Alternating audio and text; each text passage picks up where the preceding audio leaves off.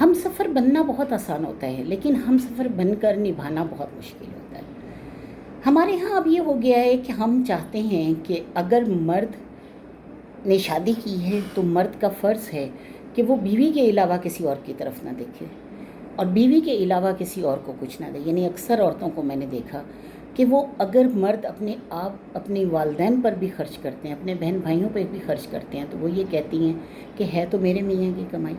آپ کون ہوتے ہیں خرچ کرنے والے؟ یعنی جس کا میاں کما رہا ہے یا جس کا میاں اپنے ماں باپ کو خرچ دے رہا ہے، وہ بیوی سمجھتی ہے کہ اب اس کے اوپر یعنی راج کرنا فرض ہو گیا، کیونکہ اس کا میاں اس کا خرچہ دے رہا ہے، اس کے اپنے ماں باپ کو وہ خرچ دے رہے ہیں۔ لیکن جس وقت ماں باپ اس کے اوپر خرچ کر رہے تھے تو کون تھا؟ کیا بیوی تھی وہاں پر؟ کیا بیوی کے ماں باپ تھے وہاں پر کہ جو وہ اس کو خرچ دیتے یا اس کے ساتھ کھڑے ہوتے؟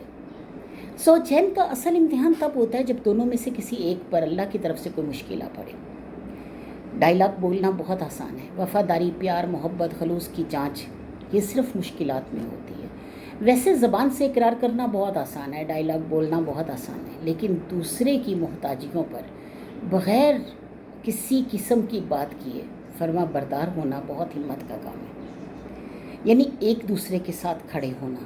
اگر کوئی مشکل آ گئی ہے، کوئی کڑا وقت آ گیا ہے، کوئی آزمائش آ گئی ہے، تو کبھی بھی اپنے ساتھی کو مت چھوڑیں اور ہمیشہ کہیں لا تحزن ان اللہ معنا، غم نہ کر، اللہ ہم دونوں کے ساتھ ہے۔